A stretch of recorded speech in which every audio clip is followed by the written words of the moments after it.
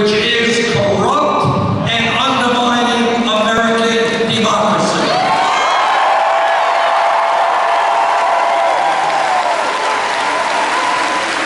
Democracy is not a complicated idea. It means one person, one vote. You get a vote, you get a vote, and you get a vote.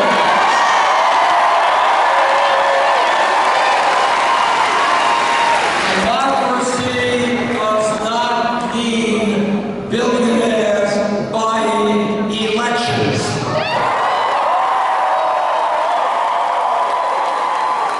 Democracy does not mean Wall Street and the wealthiest people in this country contributing massive amounts of money into super PACs.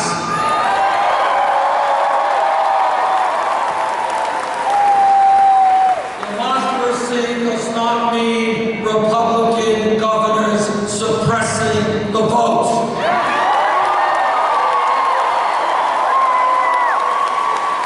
That is why, together, we are going to overturn this disastrous Supreme Court decision on Citizens United.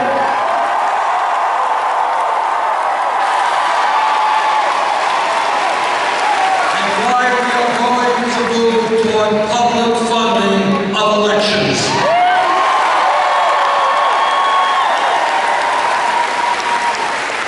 I believe passionately in democracy, and what that means is if you are a progressive, a moderate, a conservative, I don't care what your ideology is, you should have the right to run for office without begging millionaires for campaign money.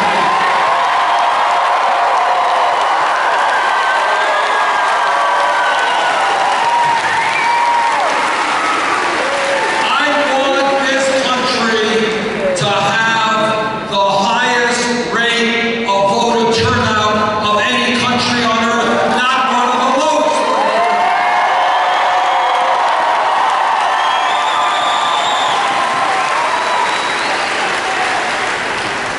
But it's not just a corrupt campaign finance system and the super PACs that we have got to deal with. It is the fact that we live in a rigged economy.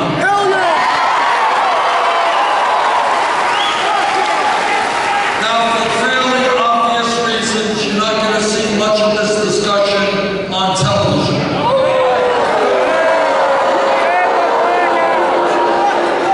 But here are some unpleasant realities that we as a nation are going to have to address, and that is, we have more income and wealth inequality than almost any major country on earth, and it is worse today, that inequality, than at any time since 1928. And you can see the media paying no attention. Look at them, ladies and gentlemen, as they smugly ignore the message that's been given to them. 1%. 1/10 of See this person there? Look at her. She pretends to be a reporter. 90%.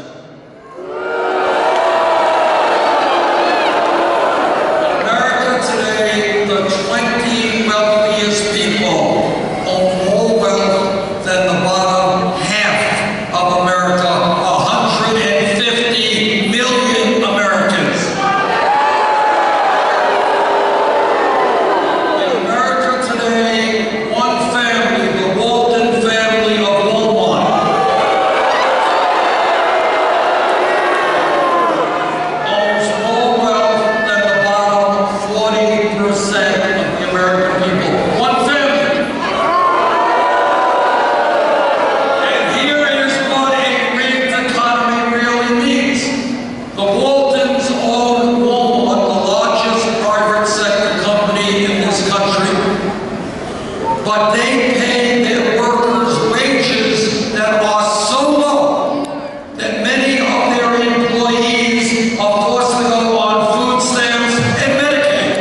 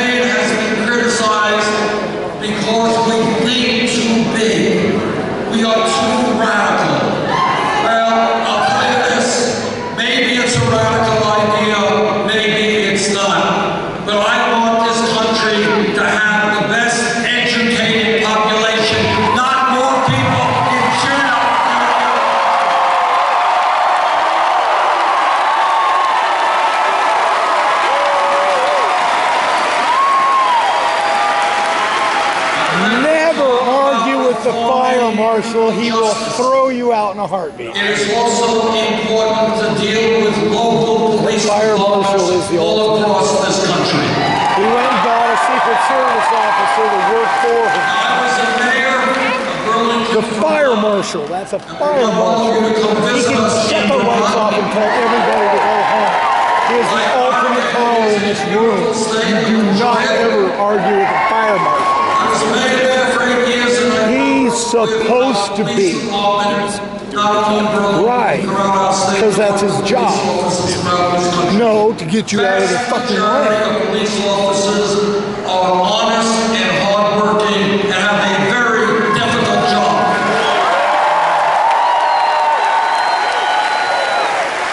But when a police officer, like any other public official, breaks the law, that officer must be held accountable.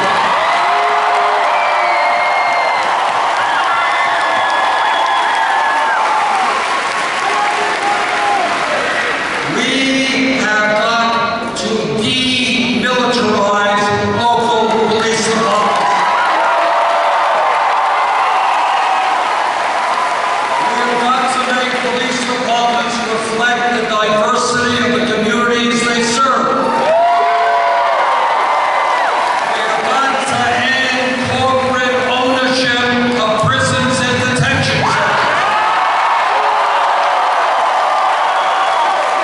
We have got to create a culture in this country which says to police departments, lethal force, killing people, is the last resort, not the first resort.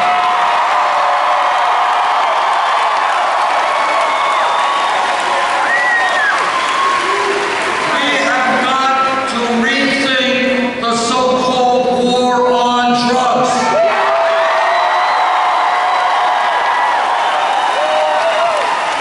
In the last 30 years, millions of Americans have received police records for possession of marijuana.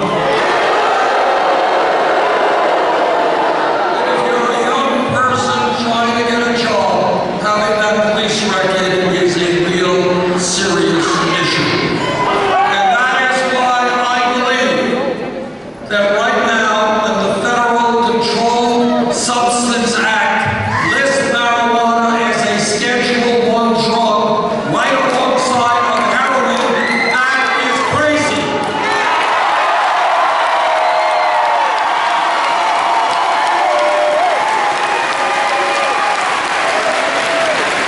And that is why, if elected president, we will take marijuana out of the Federal Controlled Substance.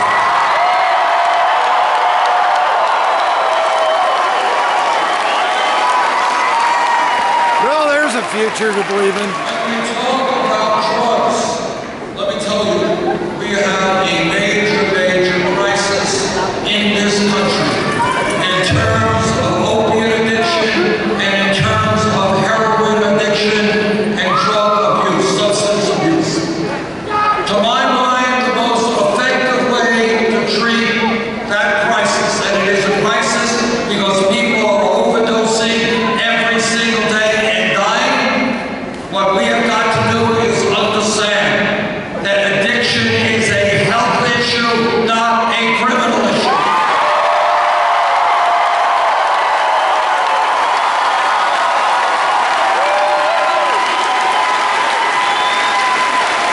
That is why we need a revolution in mental health treatment.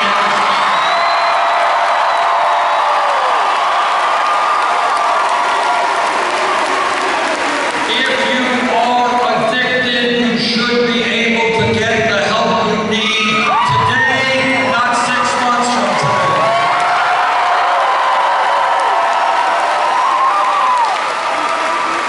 We are also facing a very serious crisis in suicide in this country. And when people are suicidal or when they are homicidal, I will have to tell the people of Oregon about mass killings. We need to make sure that people who have mental crises get the help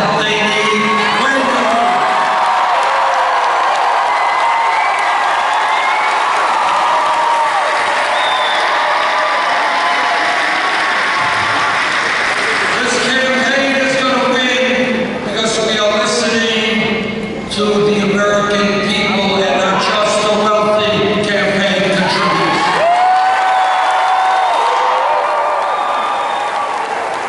We are listening to workers who tell me they cannot make it on $8 or $9 an hour. We need to raise the minimum wage nationally $15.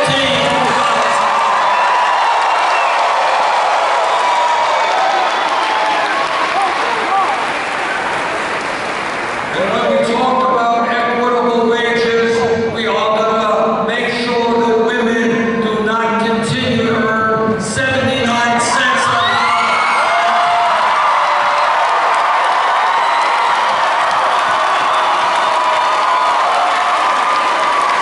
And I know that every man here will stand with the women in the fight for pay equity.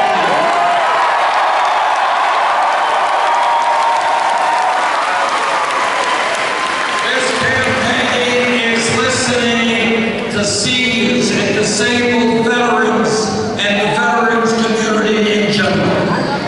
And what they are telling me is that no senior, no disabled veteran can make it on $10,000, $11,000 a year Social Security. Republicans want to cut Social Security benefits. Well, we have some bad news for them. We're not going to cut Social Security for the elderly and the disabled. We're going to expand.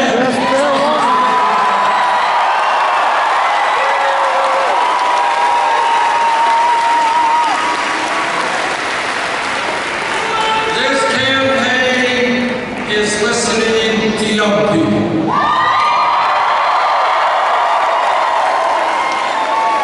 And when we think outside of the box and outside of the status quo, we have to ask ourselves a very simple question.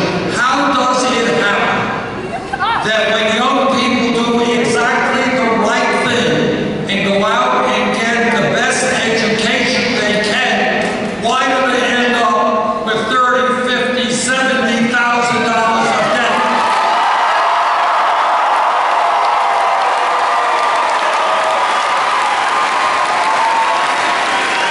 Think about it for 1 second and you conclude that's nuts.